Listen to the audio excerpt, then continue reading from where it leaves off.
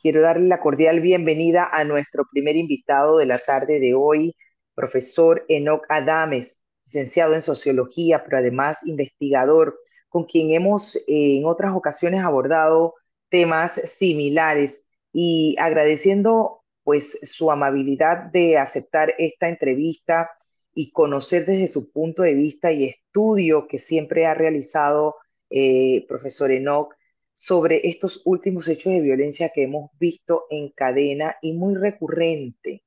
Sin duda esto pone en, como dice uno, mueve el piso del desarrollo de una economía, de una sociedad y por supuesto también preocupa, porque uno se preocupa, uno se pregunta, debo decir, qué puede estar pasando.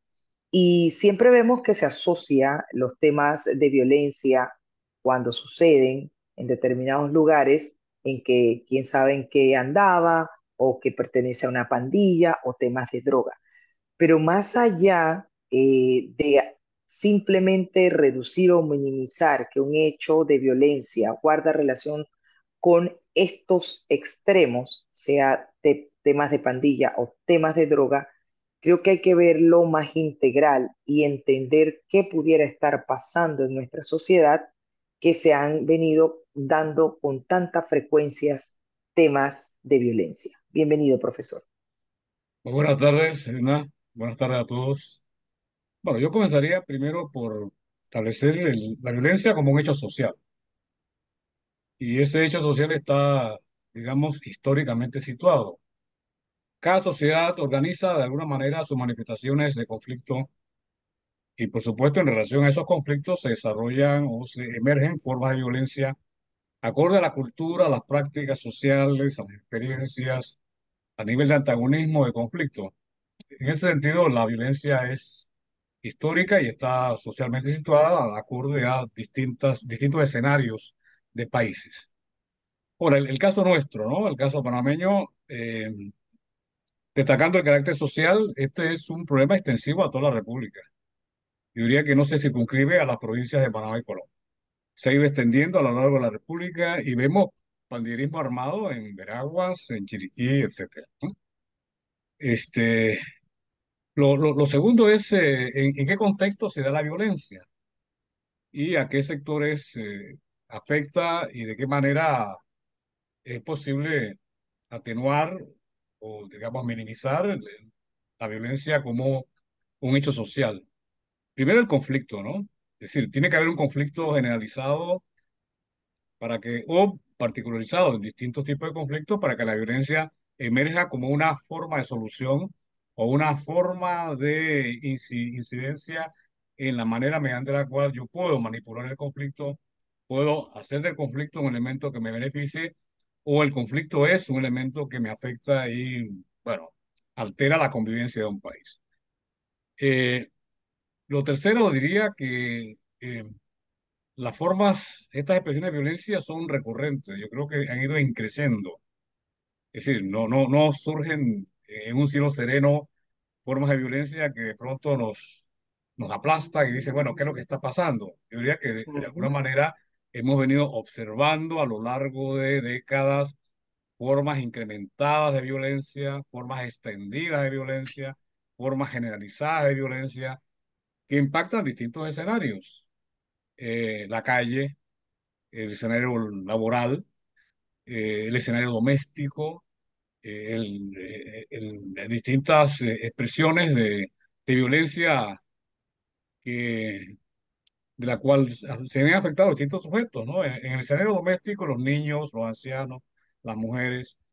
En el espacio laboral, generalmente las mujeres, el acoso y la agresión sensual o sexual. En la calle, la criminalidad y el robo, el hurto, etcétera, ¿no? Distintos escenarios, distintos actores, distintos conflictos y diferentes formas mediante la cual convivimos y naturalizamos, y ese quizás es el gran problema. Venimos naturalizando la violencia como un elemento del Sí, escenario, es decir, ya exacto. casi es del paisaje, ¿no? Y no nos inmutamos, casi no nos inmutamos y formamos parte de ese escenario y estamos lamentablemente casi conviviendo con la violencia cuando es un elemento totalmente anómalo si uno entiende que la normativa es una sociedad de cohesión, una sociedad de integración, una sociedad de convivencia. Eso es lo normativo. Normativo en tanto modelo de convivencia, modelo de relaciones sociales. Ahora, de lo general a lo particular. Esta es una sociedad estructuralmente muy desigual. Por lo tanto, el conflicto está inserto en la propia estructura de la sociedad. Desocupados cerca del 8%, informales no agropecuarios casi el 40%, cuentas propias casi el 10%. El total de precarios en este país, es decir, gente que tiene inestabilidad laboral o que no tiene ninguna forma de ingreso, cuyos salarios son muy precarios, no hay asistencia, no hay seguridad. eh, bueno, esto es casi el 53% de la población económicamente activa del país. Es decir, un poco más de la mitad de la población económicamente activa del país está en una situación de precariedad. Y cuando hablamos de la precariedad, estamos hablando, por supuesto, de formas laborales inestables o estrategias de vida a la cual se recurren a formas muy informales y a veces ilegales, mediante la cual se genera el ingreso y el sustento. Y en este contexto, eh, yo diría que el conflicto, bueno, está inscrito en una estructura económica que no genera trabajo formal. Es decir, lo que se está generando de hace décadas hacia acá es informalidad, precariedad, ausencia de servicios, marginalidad, exclusión. Y no hay duda de que este escenario, si tenemos en precariedad, es decir, en una situación de inestabilidad, con problemas muy serios de calidad de vida, a cerca del 53% de la población, no hay duda de que ahí hay un eje de conflicto muy fuerte. Y claro, generalmente explicamos el tema con la cuestión ética o la cosa moral del delito, qué sé yo, pero no hay duda de que hay estrategias de sobrevivencia que emergen de este conflicto, de esta forma no siempre legal, no siempre legítima de generar ingresos. Y ese es, por supuesto, un problema. Ahora, eso no significa que no estemos atentos de que hay un problema delictivo que altera la normativa de este país, la convivencia, sin duda. Pero lo que hay que descubrir o que hay que develar es qué es lo que hay detrás de estas formas ilegales o ilegítimas o no formales, mediante la cual se generan ingresos y formas de vida no siempre adecuadas a la convivencia. Lo otro es que es el casi el 60% de los empleados de este país, los asalariados, tienen ingresos por debajo de los $800. Quizás podríamos estimar con alguna estadística 1.000, no más de 1.000, entre 800 y 1.000. Es decir, estamos hablando de un 60% de quienes tienen ingresos, quienes tienen salario, están por debajo de entre 800 y 1.000 dólares. Por lo tanto, estamos pensando en una sociedad asalariada con niveles de consumo muy precarios también. Es decir, la desigualdad llega a los niveles en la cual cerca del 60%, un poquito más, tienen ingresos que se estratifican hacia abajo, ¿no? De los 1.000 hacia abajo, ¿no? Y tenemos salarios de 150, 200 y así sucesivamente. Pero el umbral superior no va más allá de los 1.000. Entonces, claro, este es un horizonte de limitaciones y de pérdida de calidad de vida porque el ingreso no da para mantener bueno, la reproducción de la familia, la calidad del ámbito doméstico, muchos de los conflictos al interior de la familia se generan en el marco de esta gran dificultad de la reproducción de condiciones adecuadas para que la familia establezca convivencias, etcétera, ¿no? Este es el contexto. Pero Este es el profesor, contexto y en el marco de ese contexto de lo general podemos ir a lo ujú, particular. Claro, claro que exacto. sí. Sí, Claro, mire, profesor, yo siempre me he preguntado, yo sé que cada país tiene su idiosincrasia, sus así características es, propias y sus particularidades, por pero supuesto. eso no quita que uno pueda de pronto aspirar a copiar buenas prácticas. y he visto países en donde la seguridad es espectacular, o sea, países donde se vive seguro.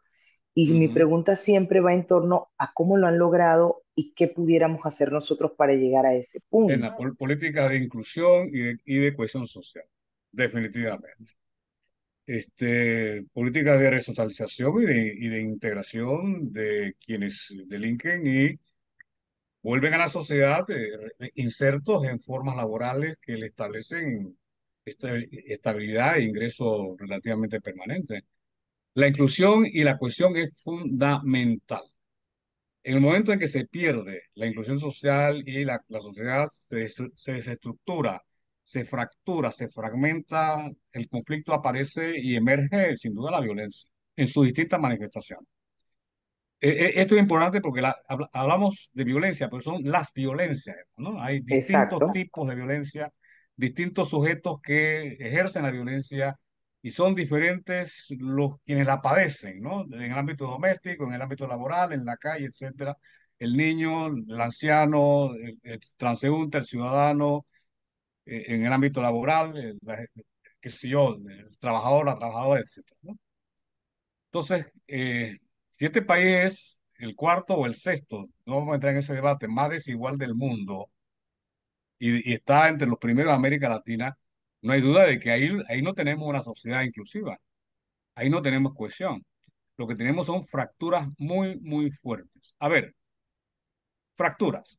Cerca del 86% del Producto Interno Bruto se distribuye en las dos provincias del transitismo, Panamá y Colón. Estamos hablando de que la mayor parte de la riqueza que se produce en este país se concentra en dos provincias, más que en dos provincias, en dos ciudades, ¿no? La ciudad de Colón y la ciudad de Panamá. Y estamos hablando de un proceso migratorio, un flujo migratorio que está prácticamente generando conflictos tanto de donde se origina como en los puntos de llegada. Casi exacto. estamos teniendo la mitad, un poco más de la población del país en estas dos ciudades, especialmente la ciudad de Ujú. Panamá. Entonces, claro, la concentración, este, los problemas que genera esta sobrecarga poblacional en una ciudad que no está en capacidad para darle sostén. Es decir, no hay soportes importantes de vivienda, de salud, de educación, de servicios básicos, para ir soportando esta carga poblacional que está fluyendo desde el interior del país hacia la ciudad de Panamá y San Miguel. Entonces, claro, se genera un Producto Interno Bruto muy concentrado, se fractura al interior porque de alguna manera se generan bolsones de pobreza y de exclusión en las provincias, que no se, y por supuesto se genera también conflictos y miseria y marginalidad en nuestras realidades urbanas. Eh, Esto nos lleva, por supuesto, al tema, y estoy seguro que por ahí va la tercera pregunta, las políticas, ¿no? O sea, ¿qué tipo de políticas Exacto. tenemos para mitigar, atenuar esto que ya es recurrente y que tiene una dimensión tanto estructural como coyuntural, ¿no?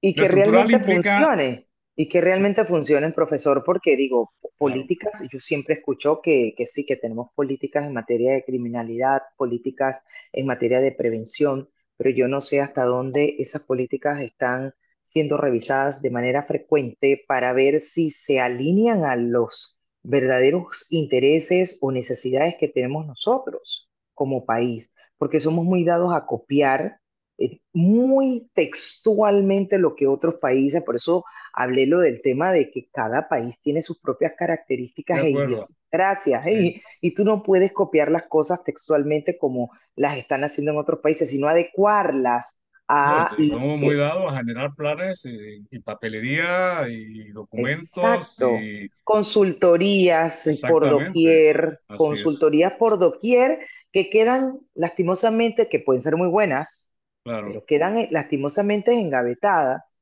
no se ponen en práctica lo que allí se orienta que se debe hacer, entonces quedamos en las mismas, profesor, porque Observa que al- los escenarios del debate presidencial, dos temas fueron soslayados en gran medida, que el tema de la desigualdad, nadie trató el tema de la desigualdad, que es no, un tema estructural en este país, porque la desigualdad no es social solamente, es regional, espacial. Hay provincias totalmente marginadas ¿no? Sí, sí. Y el tema de la violencia, que también no se trató. Este, yo creo que estos temas requieren, bueno, un poco meditar qué sociedad es la que estamos construyendo, por supuesto, ¿m? Ujú, Cosa que no se dio en el debate presidencial. La oferta demagógica de generar empleos 500.000, que fue quizás uno de los más llamativos, ¿no? Nunca quedó claro bajo qué premisas, ¿cómo? bajo qué El economía, cómo. claro, el famoso cómo, ¿no? Se iba a generar a esos 500.000, ¿no?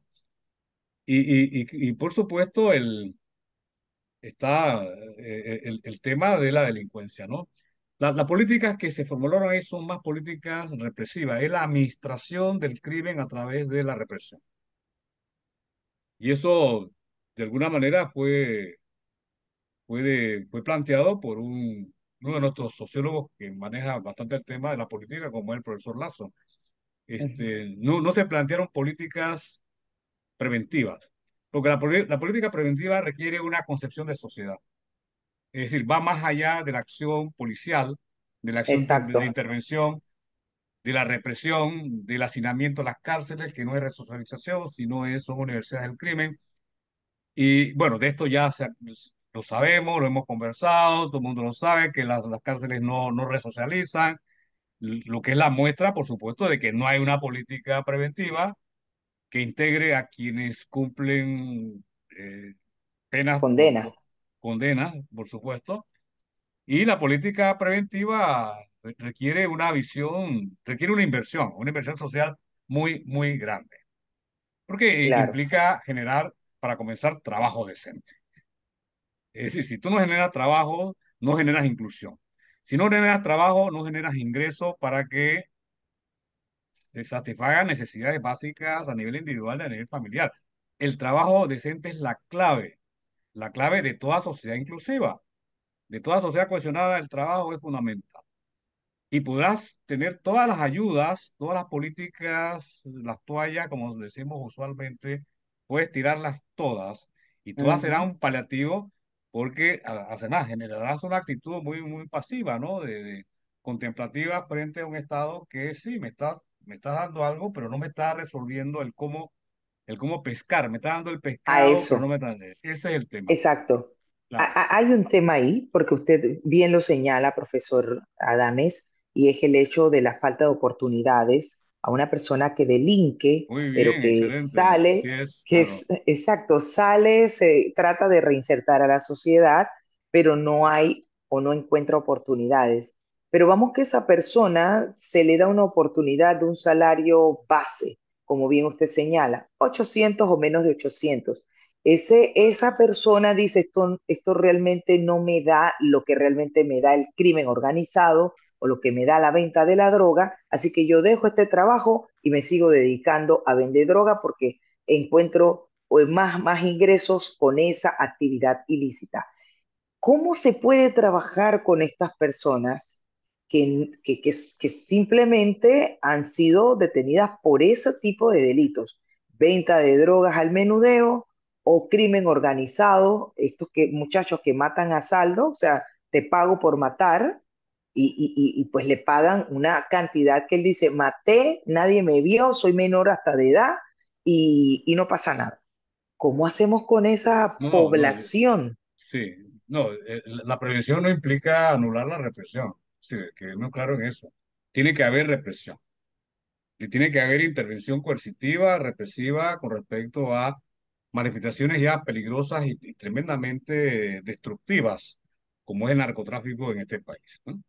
Ahora, hay delitos y delitos, pero el delito del narcotráfico es un delito que disocia, disuelve, destruye, aniquila solidaridades, relaciones y sociedad. Es decir, ahí yo creo que habría que tener clarísimo el tema, ¿no? Porque es un problema que atenta al núcleo básico de la sociedad, ¿no? Claro. Disuelve solidaridades, disuelve identidades, genera dependencia por supuesto, no construye, ¿no? Aniquila la personalidad del individuo y de la familia, etc. Ujú, ujú. Pero estoy hablando de distintos tipos de delitos que tienen que ser tipificados, tienen que generarse sin duda políticas en torno a la inclusión. El tema público-privado, tratado desde la perspectiva de que el Estado y la empresa privada tienen que, de manera mancomunada, generar ofertas laborales y oportunidades, yo diría que es claro.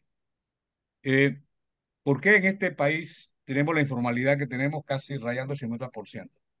Yo diría porque la empresa privada no genera el trabajo decente necesario.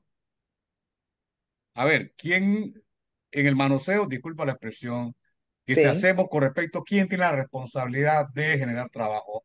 Cuando hacemos la crítica al Estado hiperinflado de planillas, etcétera, sí, es porque, exacto, es porque sin duda la empresa privada no ha generado el trabajo necesario exactamente. para incorporar a importantes segmentos de la población. En una población que crece de manera mucho más dinámica que lo que crece el trabajo. Es decir, Ujú, ese es un problema. Es decir, tenemos una fuerte asincronía entre el crecimiento de la población y lo que son las demandas laborales en términos de oportunidades de trabajo. Ese es un problema. Por lo que significaría que tiene que haber una concepción de estrategia y de política empresarial, laboral, no de coyuntura, sino de mediano y largo plazo. Estamos muy recostados en comercio y servicios. ¿M? El transitismo nuestro histórico es ese, ¿no? Es el crecimiento que ha generado riquezas muy concentradas, que ha derramado muy poco, que ha generado la gran fractura entre estas dos provincias y el resto del país. Y bueno, hay alternativas de crecimiento complementarias al comercio y servicios, agroproducción. Yo pensaría de que en este momento el famoso tren este, de la cual se ha hablado mucho, no sí. solamente va a permitir integrar al país regionalmente, sino que va a ser una plataforma muy importante para la articulación productiva, agroproductiva de valor agregado a lo largo de nuestro territorio y va a generar empleo. Pero eso requiere, por supuesto, no solamente la inversión del Estado, que va a ser un gran facilitador, pero requiere también en cuanto a infraestructura, porque la empresa privada no va a poner nada. Generalmente es el Estado quien genera la infraestructura para que el capital se desarrolle. Eso ha sido histórico y en Panamá sí y va a ser así. Pero la empresa privada tiene que, y la banca nuestra tiene que fortalecer la actividad agroproductiva que genere articulación agregada en distintos momentos del proceso, no solamente en la generación de la materia prima, sino que también en la propia posible transformación, digamos, de esa materia prima y generar distintas formas, digamos, tecnológicas y de educación y de inserción cognitiva y educativa de nuestros trabajadores en este proceso, ¿no? Pero eso requiere una visión de mediano y largo plazo. Eso es una apuesta de largo plazo donde la inversión del Estado más una inversión privada, en el entendido de que comercio y servicios tiene un techo, se ha venido agotando, sí, nos dio durante más de 100 años una gran prosperidad concentrada, pero prosperidad que poco derramó, pero que hay que buscar crecimientos en otros nichos donde se requiera conocimiento, educación, tecnología, ciencia y, por supuesto, agroproducción. La transformación agroproductiva va a generar y puede generar demandas cognitivas y educativas más allá de lo que estamos realizando hoy en nuestro sistema educativo. El elemento importante que usted trae a la conversación, profesor, y que me ha quedado retumbando en la cabeza es muy cierto, y es el hecho de que criticamos el abultamiento de las planillas estatales, sin embargo, de qué otra manera se resuelve la falta de empleo que existe y que precisamente no estamos obteniendo de parte de las empresas privadas. Había entendido yo que precisamente en esas alianzas público-privadas se debería llegar a ese objetivo, a crear esos espacios, pero de otras oportunidades que nosotros hemos tenido aquí, hablando precisamente de esas oportunidades, se nos ha hablado de esas falencias existentes en el recurso humano que no llenan las vacantes en las empresas privadas. En esas, una de esas se habla mucho de las habilidades blandas, entre otras habilidades que no encuentran en el recurso humano y que por eso, pues esas vacantes son llenadas ya sea por extranjeros o simplemente pues no son llenadas porque la persona no tiene las capacidades. ¿Qué opina usted de eso? Imagínese, porque ahora No, que estamos, sí, el 1 de julio claro, vamos a arrancar y se supone que va a haber una limpieza y una depuración de las llamadas botellas. sí. Entonces, es un tema No, interesante que mira, habría que no, analizar allí, te lo voy a profesor. poner, te lo voy a poner en la perspectiva. Esas botellas consumen, dinamizan el Mm, mercado y de alguna manera generan ingresos y riqueza. Es decir, ujú, visto en la perspectiva de la economía, sin entrar a la cosa moralizante de la botella y todo sí, aquello, estamos ujú, hablando de gente que tiene salarios, gente que sí, consume, que dinamiza y que genera riqueza a quienes producen en este país. Es decir, yo creo que habría que ver ese tema con mucho cuidado por parte de aquellos que vienen con una motosierra panameña sí, a podar, ¿m? A un ujú, estado y generando e impactando en un mayor desempleo en este país. Es decir, eso es, ujú, hay que tenerlo claro. Entiendo el tema de la corrupción, entiendo el tema ético, entiendo el tema moral, pero hay una cruda realidad económica y hay un mercado y hay un consumo y hay un desempleo que ya está rayando en lo insoportable en este país y que es una fuente de conflicto a propósito de la violencia. Es decir, el conflicto se instala socialmente ahí donde aparecen una serie de asimetrías en términos de ingresos, en términos de oportunidades, en términos de ofertas laborales, ¿no?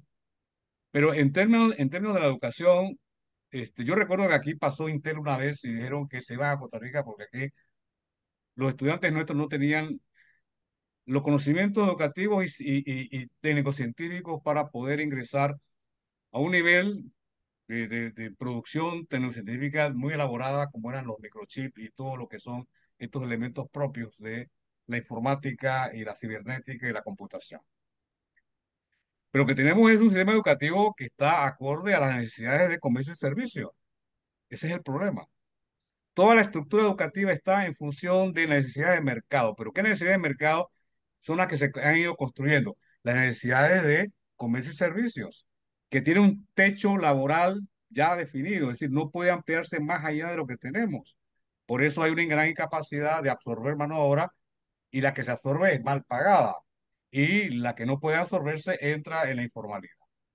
Este, Eso implica, por supuesto, tener un proyecto educativo no de coyuntura, no en función de comercio y servicios, sino de mediano y largo plazo. El Estado, no el gobierno, el Estado tiene que tener un proyecto de sociedad productivo, de incorporación de ciencia y tecnología, de elevar la calidad de la mano de obra profesional en sus distintos niveles de necesidades técnico-científicas y generar un un egresado de nuestro sistema que tenga componentes educativos y científicos acordes a las exigencias bueno, de lo que hoy significa los nuevos nichos de empleo donde la ciencia y la tecnología va a jugar un papel muy importante.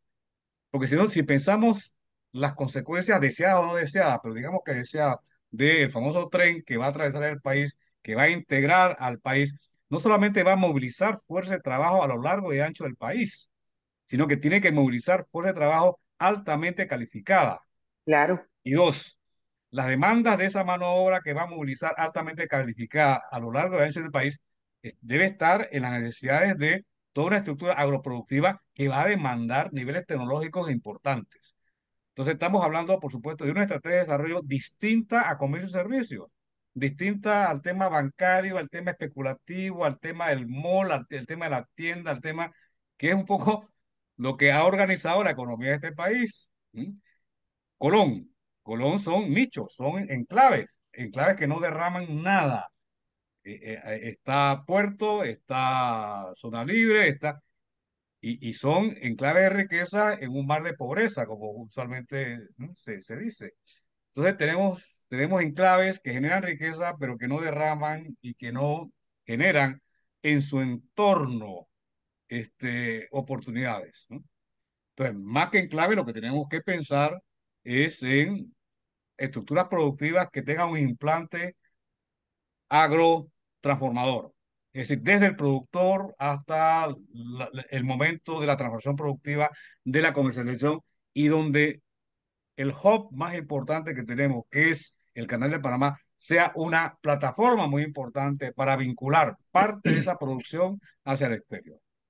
Entonces, claro, tenemos que tener un diseño de mediano y largo plazo. Y es la única forma de poder incidir en la violencia, porque la violencia es conflicto, y el conflicto es asimetría, y la asimetría es desigualdad, y la desigualdad es falta de oportunidades, es marginación, es exclusión. Y ese es lo que la sociedad panameña tiene que enfrentar. En el debate presidencial no hubo nada de esto. Mm. Todo fue eminentemente ofertas mágicas. Todavía estamos con el pensamiento mágico y la oferta esta estrambótica de enredarnos a través de magia y humo, ¿eh? Y bueno, yo creo que la sociedad panameña debe comenzar a plantearse temas seriamente en Y yo, estrategia a y, largo plazo. ¿Eh? exacto, y yo por eso quiero aprovechar, profesor, para que en las conclusiones haga recomendaciones desde el punto de vista de la sociología en materia de seguridad y de la prevención con este tema de la violencia que estamos viviendo, porque estamos en el momento de sugerir, estamos en el momento de recomendar. Usted es una persona con mucha trayectoria y conocimiento vasto en la materia, como docente, como sociólogo, como investigador, que sin duda esas recomendaciones En nada, aquí se van a elaboró llegar. un plan de prevención que está engavetado. Mire usted, Es decir, se hizo durante el gobierno de esta administración que sale, al inicio. Está engavetado y nunca se implementó. Es decir, por favor, no demos las ideas de que hay que hacer otra consultoría porque eso sería seguir más de lo mismo, ¿no? Entonces, este claro, gobierno se sale con que hay que hacer otra consultoría para diseñar un nuevo plan de seguridad y de prevención, cuando ya tenemos en la historia de este país, en los distintos gobiernos, distintos planes que se han ido acumulando a lo largo de los años. Sabemos qué es lo que hay que hacer. Hay que invertir en prevención. E invertir en prevención es mediano y largo plazo. Trabajo claro. decente. Trabajo decente, Edna. Si no, no hay otra. Es decir, esa es la clave. Dos elementos son básicos para integrar a una sociedad y que no se genere lo que Durkheim llamaba la anomia, ¿no? Es decir, esa ausencia de referentes normativos y la búsqueda de modalidades ilegales o ilegítimas de, bueno, de generar ingresos y que es educación y es trabajo. Son las únicas dos. Educación en términos de componentes educativos y científicos, elevar la estructura curricular a ese nivel, acorde con un proyecto de largo plazo o mediano largo plazo, donde el trabajo sea un trabajo decente, fundamentado, así otra vez, en educación y en ciencia. Nuestra mano de obra es una mano de obra muy devaluada porque no tiene elementos conocitivos y educativos importantes. Por Mm, eso la arrastran para arriba y la arrastran para abajo, le pagan una miseria. Observa, anda, pásate por un mall para que veas qué se paga ahí sí. y los niveles educativos que hay ahí. ¿Eh? Y en servicio hay muy poco. Entonces, claro, son las dos dinámicas más importantes que no generan educación importante, que no demandan conocimiento científico muy importante y que no generan de manera extensiva trabajo decente en este país. Me quedo con eso y agradezco una vez más al profesor Enoc Adame, sociólogo e investigador, por Gracias, Ena. esta interesante Yo no quiero conversación, traumatizar a nadie, entrevista pero y recomendación. No, sí, sí, es que las cosas, si no se hablan como se sí, tienen que hablar, profesor, sí. imagínense, no avanzamos. Hay que decir las cosas tal cual Me alegra que así y sea. ojalá, Claro. ojalá que se pueda sacar de la gaveta ese estudio que se hizo con recomendaciones puntuales Pero verá de que van dónde saliendo está. consultorías por ahí, vas a ver. No me cabe la menor duda, profesor, lastimosamente, pero ojalá, ojalá que realmente se tome Ah, ya en serio este tema, porque sí que preocupa y como lo dijimos al inicio, frena el desarrollo de una sociedad totalmente, real totalmente. Así y es. no podemos seguir así. Si queremos que Ah, este país siga creciendo, pues tenemos que ponerle mucho, mucho cuidado y atención a la violencia, a los crecer, índices que crecer están y creciendo. distribuir. Crecer y distribuir. No crecer y concentrar, que es lo que tenemos en este país. Crecer y Así es, distribuir. ¿Eh? así Así es. es. Que permee para todos. Así es. Estamos. Muy bien. Gracias, un abrazo a la No, no, no, distancia, a profesor. ti, Elena, Muy muchas gracias por amable. todo. No, no, a ti, Encantada, gracias. como siempre. Igual, igual. 3:45, momentos de una pausa, pero al volver venimos con más. Hablaremos con Gilberto Wilson, activista social y deportivo. Además, es candidato a diputado en el circuito 88 por la coalición Vamos por Panamá.